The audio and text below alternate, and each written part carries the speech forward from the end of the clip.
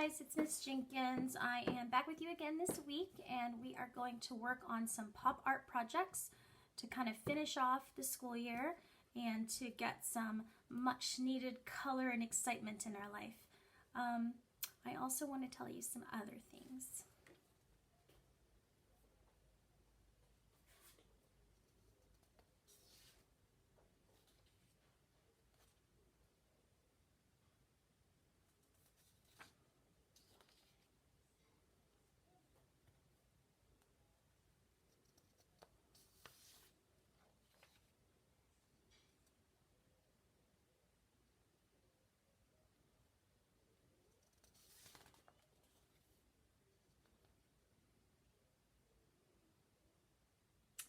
I love you guys, and I can't wait to see you again next school year, bright and early.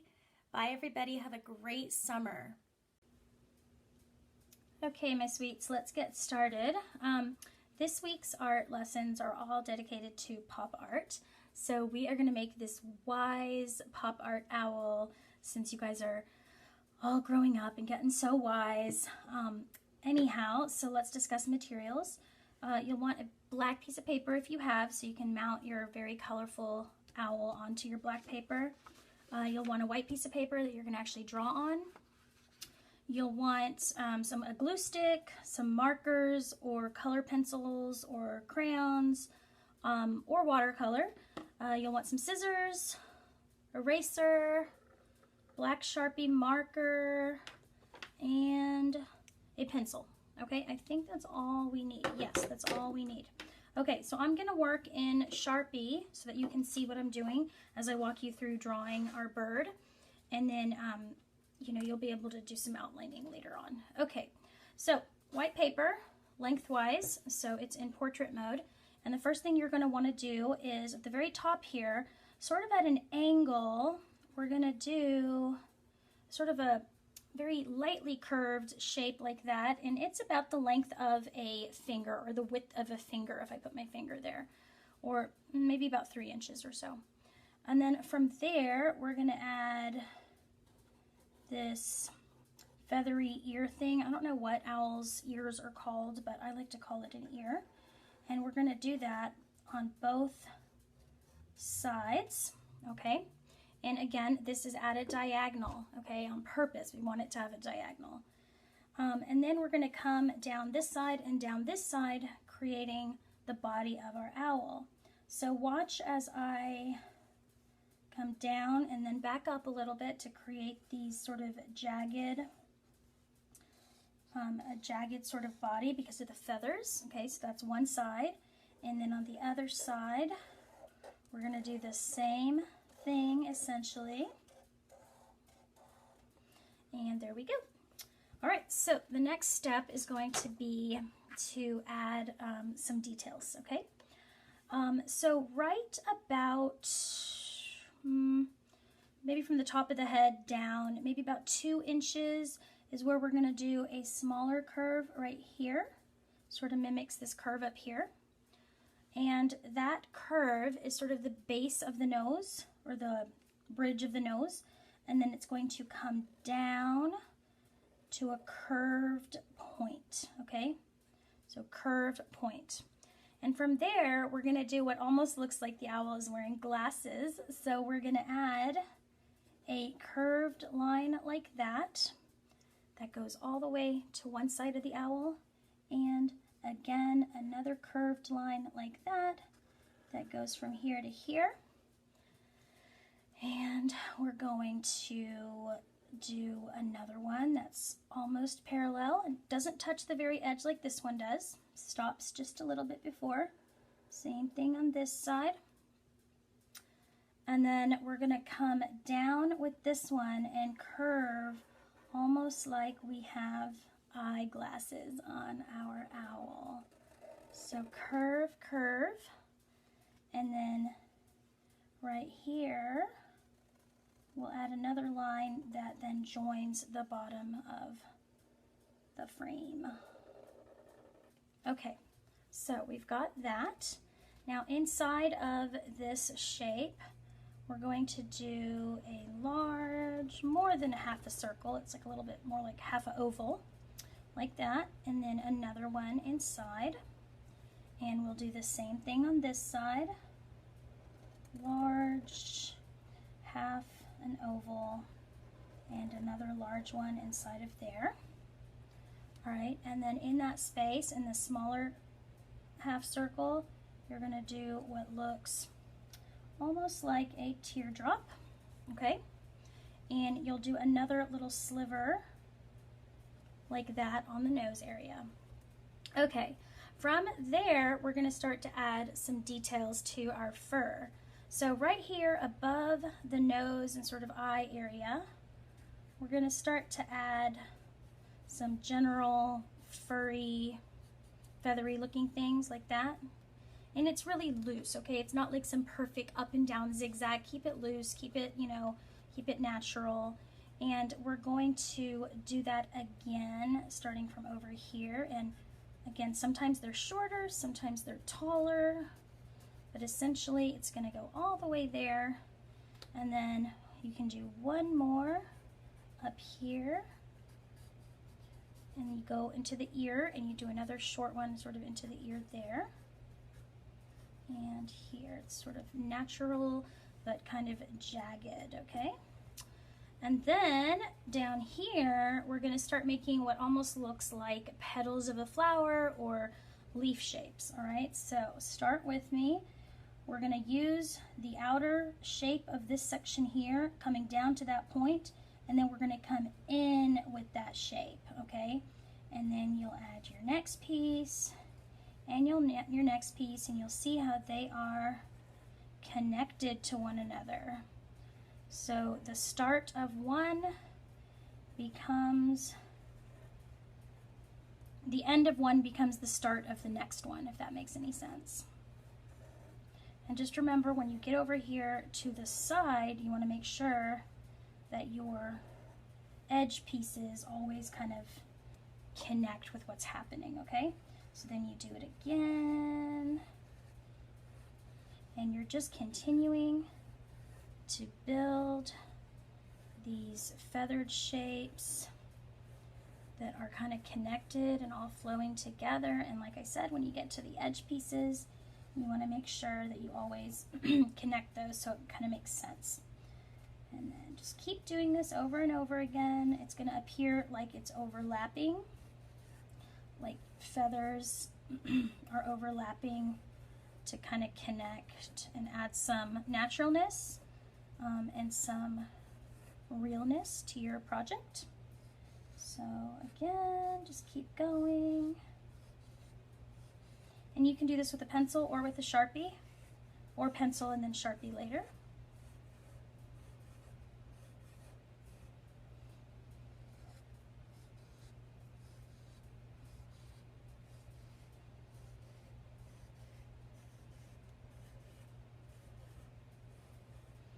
So we're just doing this together, almost to the bottom.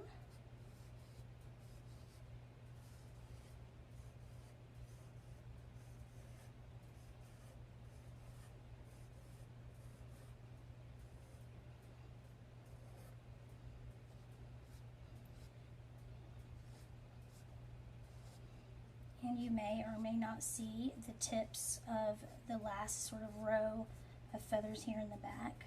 For me, I'm going to kind of crop it off, like sort of almost like chop off the tip of each feather there, because that will make it look, again, more naturalistic.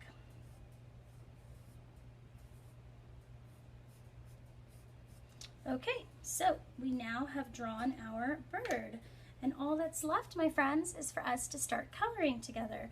Now, I am going to use these markers here, and if you notice on mine, you'll see that I didn't color anything in solid. I sort of did a scribbly up and down, you know, with the directionality of the feathers with my markers, purposely not filling it in solid because I thought that kind of had a nicer effect for for feathers, than just doing something supernaturally.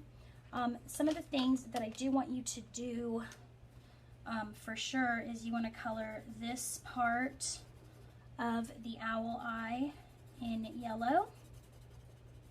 So that goes for both places. And then you want to use your black marker to color in, oh, that's not black, that's purple. All right, you're going to use your black marker to fill in the iris. Remember to leave that little shape there on purpose. That's what makes it look like it's just the light shining on the eyeball. So you'll want to do that for both eyeballs, both irises. And then you'll also color in the nose using black marker. And again, leave that sliver that we drew. Leave it there so we can see it. And then everything else is really up to you. So I'm going to color a little bit with you, and then I'm going to let you do it all on your own. Okay, so I'm going to start with some turquoise. And even up here, it's really kind of a sketchy coloring situation that's happening. So I'm coming in here with this sort of aqua color. And I'm doing this really lightly. I'm not pushing hard with my marker at all. I purposely want to be light as a feather as I'm working so that I can work my colors into that and it doesn't end up getting too, too smeared or too dirty by mixing those colors. So I added a little neon in there. And for the next layer, and basically each layer of this top area, I'm going to be blending sort of two colors together. And it's okay that they come into what I've already done a little bit. So it's a controlled scribble. Let's just call it that, okay? It's a controlled scribble because we want it to, obviously you don't want to be doing this, right? So just make sure you're sort of maintaining a little control in the midst of the chaotic scribble, okay?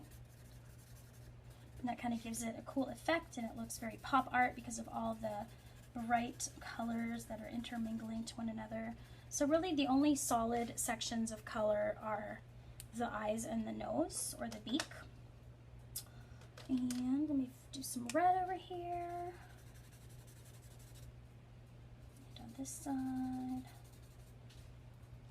And then I'm going to do some violet on the tip. It's more like a magenta, like a violet, red violet. And then I'm just going to go to town on the rest of it. I did something a little bit more neutral in here. I did something with sort of the aqua color and like a little bit of gray. So if you want to do that, you can. It's okay for this part to be a little less white space. It's really feathers or glass on top of feathers if you treat it like, like it's the owl's wearing glasses. So sort of making that just a little bit more solid, and then you can choose to color your frame whatever color you want to color it.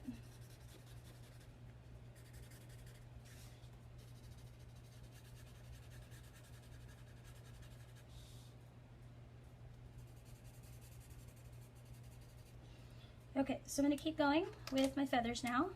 And so what I'm going to do, like for efficiency's sake, and it's kind of what you should do also, is while you're doing this, like say I'm using this magenta right now, so I'm just going to jump around and use it in various places multiple times, and then come back in with new colors after I get this a little bit everywhere.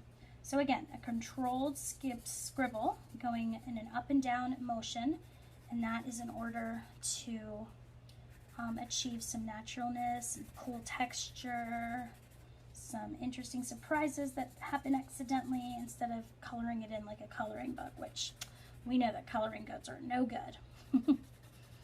Alright, so again, I'm not filling in completely solid. I kind of like that textural shape, but maintain an up and down motion, an up and down effect, because those feathers are laying down on a real owl. They would be laying down. Okay, and then you just come in with another color. Come in here with this blue color. And I'm gonna go everywhere with it. And I'm going pretty fast, you guys. Like, And that's the beauty of not having to color it in solid, is you can go fairly quickly with it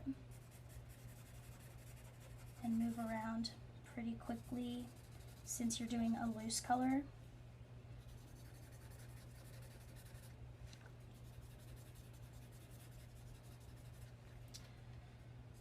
You know how Miss Jenkins does not like coloring books because I feel like it stunts creativity?